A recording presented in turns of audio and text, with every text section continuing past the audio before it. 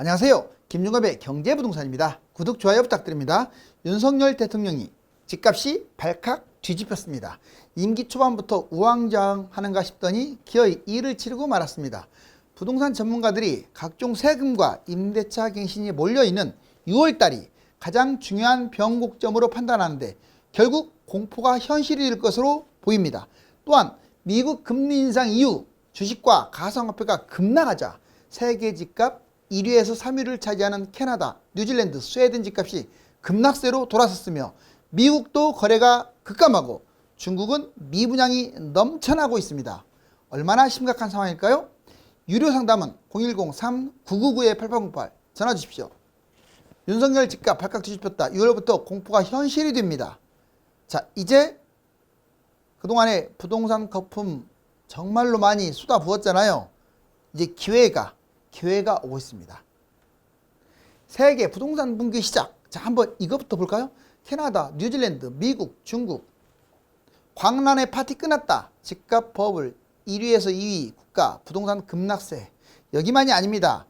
자, 이제 미국 금리 인상 긴축 정책으로 전 세계가 같이 동조하면서 그동안에 코로나 팬데믹 때문에 거품이 급등하고 몰렸던 주식 가상화폐가 폭락을 했잖아요. 자, 그 후발주자로 부동산이 지금 따라가고 있습니다. 캐나다, 뉴질랜드 1위는 캐나다입니다. 전국 마이너스 6.3%, 토론토는 마이너스 8.9% 지금 하락, 4월달 하락세예요. 2위 뉴질랜드, 전국 3.5, 웰링턴 마이너스 9.4, 수도 웰링턴도 이렇게 지금 많이 빠지고 있습니다. 3위 스웨덴, 스톡홀름, 4위 호주, 멜버른 등 주요 도시들이 계속 지금 빠지고 있고, 그럼 그 왜 이런 일이 벌어졌느냐? 우리나라하고 거의 비슷해요. 금리 인상, 대출 제한, 그리고 이 나라는 외국인들 제한을 시켰어요. 이게 컸습니다. 아무튼 세 가지가 합친 거죠. 왜냐하면 외국인들, 이민자들이 많이 이렇게 오잖아요. 우리나라하고는 비교도 안 될 만큼 많이 옵니다. 그렇기 때문에 이런 제한을 뒀어요. 자, 이제 미국, 중국은 왜 문제가 되느냐? 미국 4월 사상 최고, 4월 달에 정점을 찍었어요. 저번 달에. 무려 14%나 쪘어요. 그러니까 미국은 상대적으로 주가가 먼저 나스닥 거품이 엄청 몰아치더니 한참 뒤에 부동산이 쫓아간 거예요. 1년간 무려 21%나 뛰어가지고 미국 거래 정말 미국 역사상 엄청난 거품 폭등이 불고 있었는데 거래량이 근데 561만 건 2년간 최저예요. 2년 동안 급등하다가 이제 뚝 끊겼다 이거예요. 이건 이 나라만 그런 게 아니라 다른 나라도 뚝 끊겼다는 것은 떨어진다는 뜻이에요. 최저 매수 심리도 아주 상당히 안 좋아지고 있습니다. 중국 21년 하락 지속. 작년부터 제일 먼저 빠진 게 중국이었죠. 헝다 등 각종 부동산 개발 회사가 문제가 되는 바람에 미분양 4년 내에 지금 최고 수준이에요. 지금 중국은 집값 급락, 빈집 넘쳐나고 미분양 최고 수준. 오히려 정부가 나서가지고 집값 급락을 막고 있어요. 자, 이유 미국 금리 인상, 부동산 개발회사 각각의 이제 국가별로 이유가 있죠. 우리나라 실질 집값 상승률은 또는 가계부채율이 세계 1위입니다. 자, 우리나라가 왜 캐나다나 뉴질랜드보다 더 덜 뛴 것으로 느껴지냐면 왜 중위권밖에 못 갈까? 이런 아마 여러분들 들었을 거예요. 두 가지 이유가 있습니다. 첫 번째 이유는 우리나라도 다른 나라처럼 이 아파트 문화인데 빌라 위주로 좀 한 거예요. 일반 주택 위주로. 그러니까 별로 안 뛰었잖아요. 당연히 그렇게 되겠죠. 우리나라는 아파트 중심으로 계산을 했다면 아마 1, 2, 3위 이 안에 들어갔겠죠. 또 한 가지는 이 한국감정원의 어떤 그 뭐 인원이 좀 부족하다고는 하지만은 너무 이게 안 뛴 것으로 했어요. 많이 뛰었는데 엄청나게 뛰었는데 20년, 21년이 사상 최고로 뛰었는데 오히려 17, 18년보다 안 뛴 것으로 나왔어요. 자, 그런 부분도 있어요. 그 다음에 2021년 하반기 이후에 소폭 하락 지속. 작년부터 꺾이기 시작해서 지금 하락, 소폭 하락입니다. 거래량이 지금 없어요. 서울 1천 건인데 지금 마이너스 70%. 그 다음 전국은 3만 건으로 마이너스 53%. 지금 작년 대비 이렇게 많이 거래량이 확 줄었다 이 말이에요. 이유는 역시 우리나라도 금리 인상, 대출 규제, 공급 물량. 그럼 어떻게 된다 이 말이냐? 떨어진다고요 이제. 자, 이제 코로나발 부동산 주가 거품 이 과정을 꼭 봅시다. 폭등과 폭락의 과정. 자, 총 8단계로 아주 가볍고 쉽게 안내해 드릴게요. 먼저 1단계는 코로나 팬데믹. 이 코로나로 인해서 처음에는 모든 것들이 붕괴되는 것으로 보였어요. 그런데 금융위기를 막고자 그냥 돈다발을 어마어마하게 풀어버렸죠. 무한 양적 완화. 미국을 비롯한 전 세계가. 그러다 보니까 이 돈이 생산 소비 쪽으로도 돌아갔고, 더 많은 것이 지금 위험자산, 바로 주식, 가상화폐, 부동산으로 쏠려버린 거예요. 그래서 이 코로나 팬데믹 때 더 뛰어버린 거야, 지금이. 지금 이제 와가지고 어떻습니까? 주가, 가상화폐 막 무너지고 있고, 그 후발주자로 부동산 뒤늦게 따라가고 있어요. 자, 1단계 코로나 팬데믹, 2단계 금리 인하죠. 그리고 양적 완화, 이러니 돈이 넘쳐나니. 3단계 주식, 코인, 거품 형성됐어요. 마지막으로 부동산이 거품 형성됐죠. 이렇게 4단계는 색깔이 점점 진해지는데 갈수록 거품이 심해졌어요. 근데 결국은 떨어지고 있죠. 5단계 금리 인상, 긴축 정책. 바로 미국부터 본격적 스타트를 끊고, 자, 현재 이 왜 노란 박스를 해놨냐. 지금 현재 2단 여기에 여기. 주식과 코인 거품이 붕괴되고 있어요. 무섭게 붕괴되고 있습니다. 물론 며칠만 본다면 반등도 하고 그래요. 이거를 길게 보셔야 돼요. 자, 이제 부동산 거품 바로 이어지겠죠. 왜? 아까 주식 코인이 먼저 올라간 다음에 부동산이 나중에 뛰었잖아요. 마찬가지로 이번엔 거꾸로 주식 코인이 거품이 붕괴된 다음에 부동산 거품. 결국 마지막 8단계는 경제 위기 또는 경제 침체. 그것으로 인한 자산 폭락. 자산이 뭐냐? 위험자산이. 바로 부동산, 주식, 가상화폐, 이걸 말하는 거예요. 자, 이 8단계로 진행되는데 현재 2단계고 다음은 이제 부동산 폭락을 앞두고 있다. 이건 우리나라도 포함돼요. 한국 집값 최대 위기, 지표 하락, 금리 인상 후폭풍. 자, 서울 아파트 22개월 만에 매물이 최대래요. 지금 거래량은 없고 집값은 뛰지 않는데 약간 소폭 하락이죠. 22개월 만에 매물은 최대로 쌓였어요. 수급지수는 3주 연속 하락. 그리고 자, 이처럼 아주 안 좋은 지표들이 지금 계속 돌발되고 있죠. 그러면 결국 지금은 집값이 꺾였다는 뜻인데, 실질적으로 서울의 10억짜리 아파트, 경기도도 마찬가지입니다. 자, 10억짜리, 지방도 마찬가지입니다. 광역시 10억짜리 아파트가 지금 9억에 나가지도 않아요. 8억 내놔야 8억 내놓으면 그냥 팔릴 것 같죠? 절대 그렇지 않아요. 이것도 팔락말락해요. 왜? 매수자가 다 사라져 버렸어요. 정말입니다. 매수자 5억짜리는 4억 5천에 내놔도 그거 보지도 않아요. 그런데 매물이 특이하게 매물은 신고가에 다 있어요. 그러니까 안 떨어진 것으로 착각을 해요. 순진한 사람들은 매물만 보고 그냥 그 매물 가격으로 사는 사람들이 있어요. 큰일 납니다. 호구 잡히는 거죠. 자, 여기 보세요. 지표 하락, 거래량 최저, 22년 1월 달부터 5월 1,000건, 역대 최저. 정말 말이 그렇지, 서울에 얼마나 집이 많은데 1,000건이 뭐예요. 그것도 5개월 연속. 이게 1년 이상 지속되면 폭락합니다. 매물 최다. 매물은 또 급증하고 있어요. 22주, 자, 6만, 수급지수 90.6으로 하락. 서울이 지금 22주 만에 제일 많아. 물량이 6만 건이래요. 거래는 1,000건 되는데, 즉 6만 개에서 1,000건이 거래된다는 것은 60분의 1이 거래된다는 뜻이에요. 단순하게. 그리고 수급지수도 100 이하니까 지금 안 좋아. 미분양은 또 급증합니다. 서울도 한 달 사이에 2배, 300세대 정도 미분양이 있었는데 600세대로 늘어났어요. 근데 분양이 거의 없었잖아요. 올해 들어와가지고. 분양했다 하면 미분양이라고 보시면 돼요. 설령 미분양이 안 났어도 계약을 안 해버립니다. 전국 2배로 늘어났어요. 약 27,974. 거의 지방에 많지만 아무튼 미분양 많네요. 금리 인상. 지표가 아주 안 좋고 금리 인상 때문에 그 원인.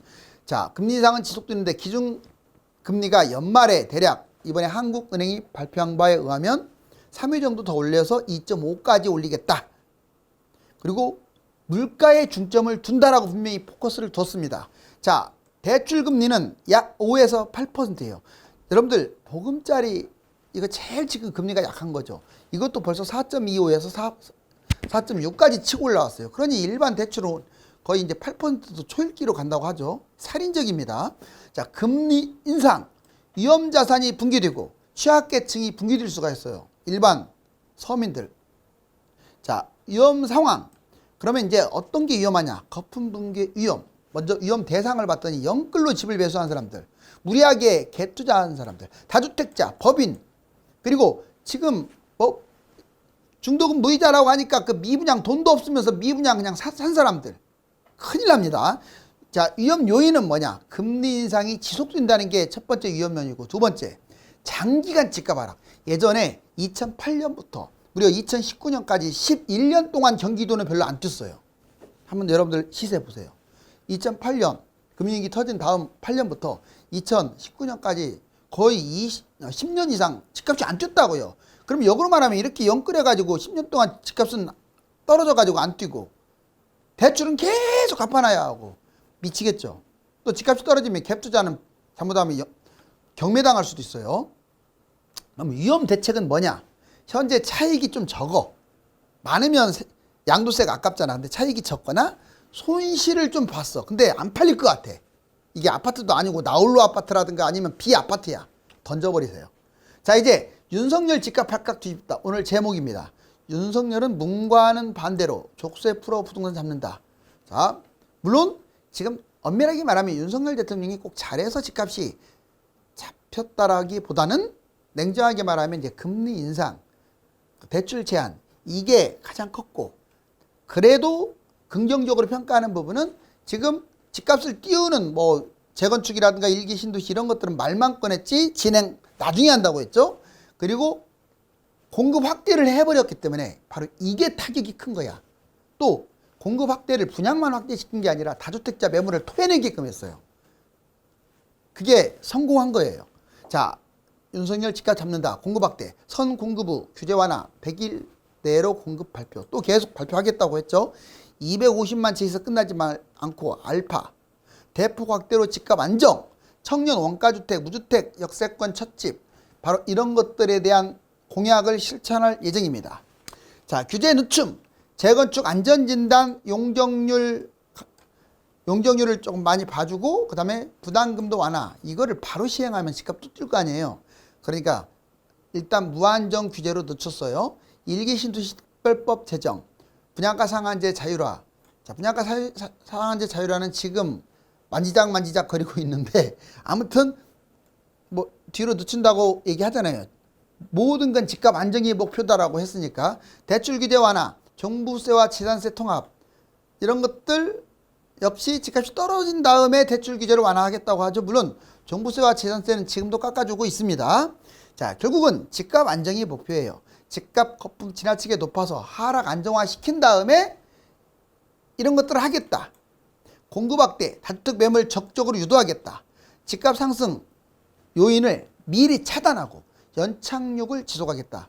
즉 쓸데없는 규제는 없애버리고 필요한 규제는 유지하면서 나중에 풀겠다. 재건축 집값 하락 이후 60층으로 본격 추진. 저는 이거 60층짜리 건물 많이 서울에 지어야 한다고 봐요. 외국인들이 우리나라 와서 왜 서울은 난쟁이 건물들만 있나? 그렇게 드넓은 한강에 왜 그냥 이쁘지도 않고 그냥 오밀조밀한 막 이상한 집들만 있냐? 틀린 말 아닙니다. 왜 그렇게 지어요? 우리나라가 지금 경제력이 얼만데. 자, 당연히 아파트도 고도 제한을 좀 과감히 풀어갖고 60층, 70층, 80층으로 끌어올려야죠. 미관상으로도 좋고, 또한 해외 관광객 유치에서도 긍정적인 효과를 가져옵니다. 그리고 이건 아파트만이 아니라 건물도 마찬가지예요. 예전에 100층짜리, 150층짜리 지키려 했으면 지어야죠. 물론 무작정 지으라는 게 아니에요. 막 적자 나가면서 지으라는 얘기가 아니고, 그렇게 그 롯데월드만이 아니라 각 지역별로 이렇게 서울의 한강 라인에 아주 고층의 건물들을 뭐 두바이까지는 아니지만 좀 많이 깔았으면 좋겠고, 아파트도 60층 이상으로 대폭 확산했으면 좋겠어요.